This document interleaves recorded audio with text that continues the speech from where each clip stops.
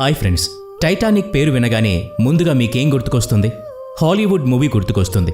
తెలుగు ప్రేక్షకులకు హాలీవుడ్ని చేరువ చేసిన మూవీస్లో ఇది కూడా ఒకటి. ఈ సినిమా కలెక్షన్ల పరంగానే కాదు, అవార్డుల పరంగా కూడా రికార్డులు తిరగరాసింది. కొన్నేళ్ల వరకు ఎక్కువ కలెక్షన్లు సాధించిన చిత్రంగా నిలిచిపోయింది. ఈ సినిమా ఒక ప్రపంచాన్ని కళ్ల ముందు నిలిపింది.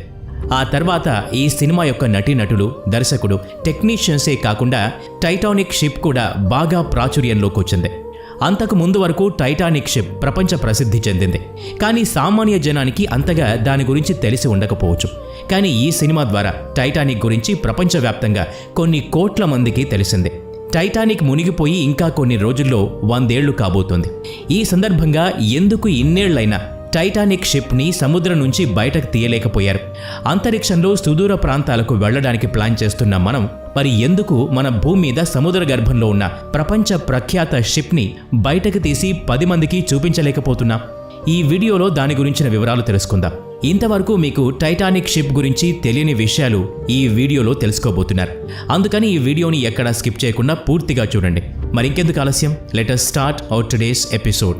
1912 ఏప్రిల్ 15వ తేదీన అప్పటికీ చరిత్రలో అతిపెద్ద షిప్ అయిన టైటానిక్ నార్త్ అట్లాంటిక్ ఓషన్లో మునిగిపోయింది. ఆ షిప్ అతి పెద్దదే కాకుండా అతి విలాసవంతమైంది కూడా. అయితే ఇంకొక విచిత్రమైన విషయం ఏంటి అంటే, షిప్ చాలా అడ్వాన్స్డ్ టెక్నాలజీతో తయారు చేయబడింది.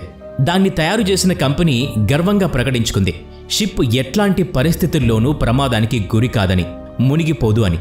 కానీ ఆశ్చర్యకరంగా మానవ మేధస్సును ఛాలెంజ్ చేస్తూ అది తన మొదటి ప్రయాణంలోనే మునిగిపోయి ఒక పెద్ద ట్రాజడీగా మిగిలిపోయింది. దాంట్లో 2200 మంది ప్రయాణం చేస్తూ ఉన్నారు. దాదాపు 1500 మంది ఈ ప్రమాదంలో చనిపోయినట్టుగా చెప్తారు. కొంతమంది ఈత రాక చనిపోయారు.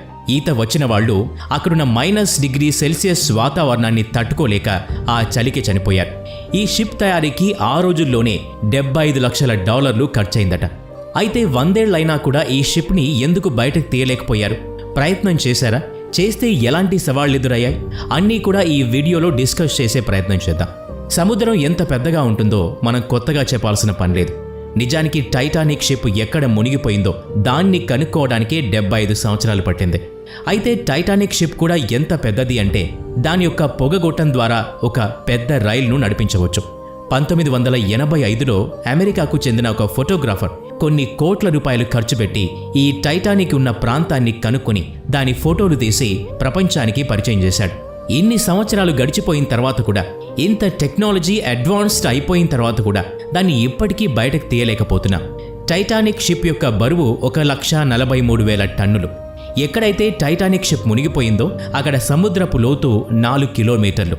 టైటానిక్ షిప్ మునిగిపోయిన తర్వాత దాని యొక్క బరువు 50 రెట్లు పెరిగి ఉంటుంది. సముద్రపు లోతుల్లో వాటర్ ప్రెషర్ ఎంత ఎక్కువగా ఉంటుందో మనందరికీ తెలుసు. కాబట్టి అంత లోతులోకి మనిషి సరైన ఎక్విప్మెంట్ లేకుండా వెళ్లటం ప్రమాదకరం.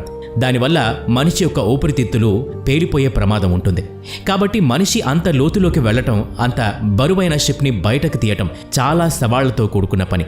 ఇంకో విషయం ఏంటి అంటే, 1985లో దీని యొక్క ఆనవాళ్లు కనుక్కున్న తర్వాత దాని యొక్క పరిస్థితి ఏంటో ప్రపంచానికి తెలిసింది.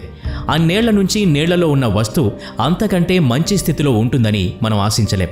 టైటానిక్ యొక్క ఆ ఫోటో చూసినప్పుడు అది ఎంత దారుణమైన పరిస్థితుల్లో ఉందో అర్థమైంది. ఇక దాన్ని బయటకు తీయడం ఎంత కష్టమైందో కూడా అర్థమైంది.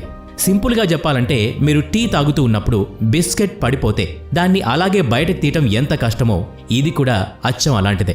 అయినప్పటికీ కూడా చాలామంది దీన్ని బయటకు తీయటానికి చాలా రకాల ఐడియాస్తో ముందుకొచ్చారు. ఒక ఇంజనీర్ చెప్పిన దాని ప్రకారం టైటానిక్ షిప్ బయటకు తీయడానికి ఒక అతిపెద్ద అయస్కాంతాన్ని తయారు చేయాల్సి ఉంటుంది. దాని ద్వారా టైటానిక్ శిథిలాల్ని బయటకు తీయొచ్చు.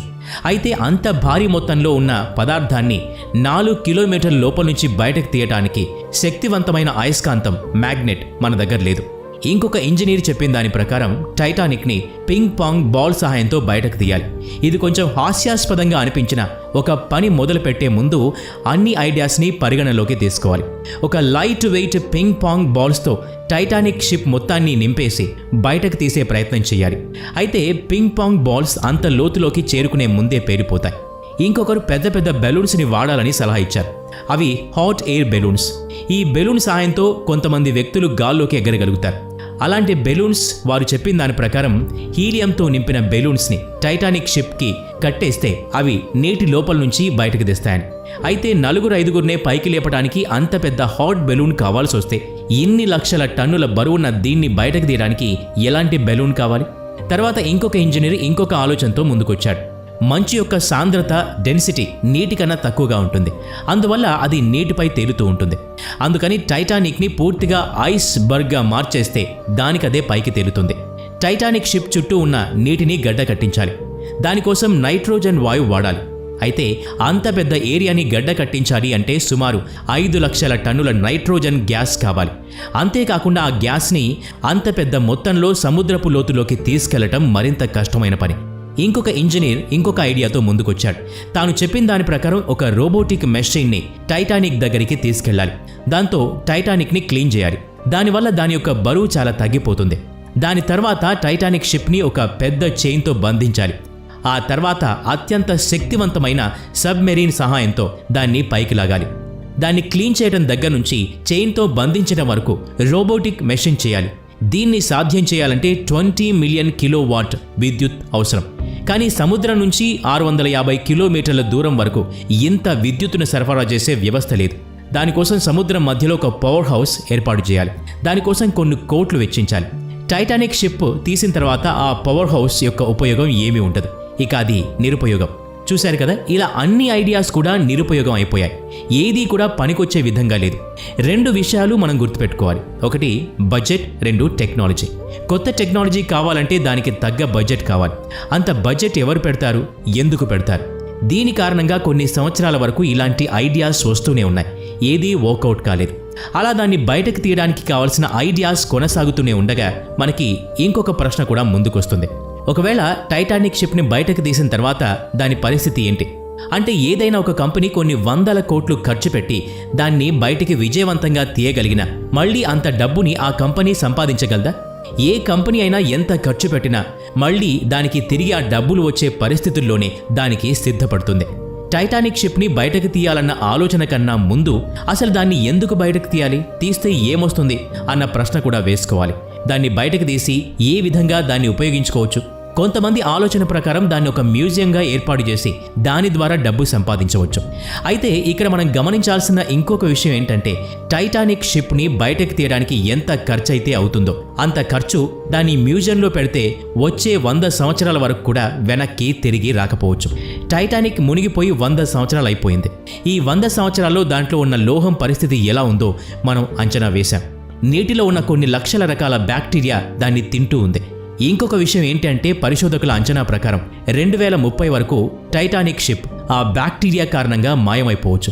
ఇప్పటికే దాని పరిస్థితి చాలా అధ్వానంగా ఉంది. కాబట్టి దాన్ని బయటకు తీయాలంటే అయ్యే ఖర్చు, శ్రమ, టెక్నాలజీకి సమానమైన లాభం మానవజాతికి ఉండకపోవచ్చు. అందుకే ఎవరూ అంత తీవ్రంగా ప్రయత్నాలు చేయట్లేదు. ఇప్పుడు మీకు అర్థమైంది కదా దీని వెనక ఉన్న కారణాలేంటో? మీ అభిప్రాయం ఏంటో కామెంట్ చేయండి. ఇలాంటి మరిన్ని వీడియోస్ కోసం ఈ ఛానల్కి సబ్స్క్రైబ్ చేసుకుని బెల్ ఐకాన్ మీద క్లిక్ చేయండి. నెక్స్ట్ వీడియోలో మళ్ళీ కలుద్దాం. Thanks for watching.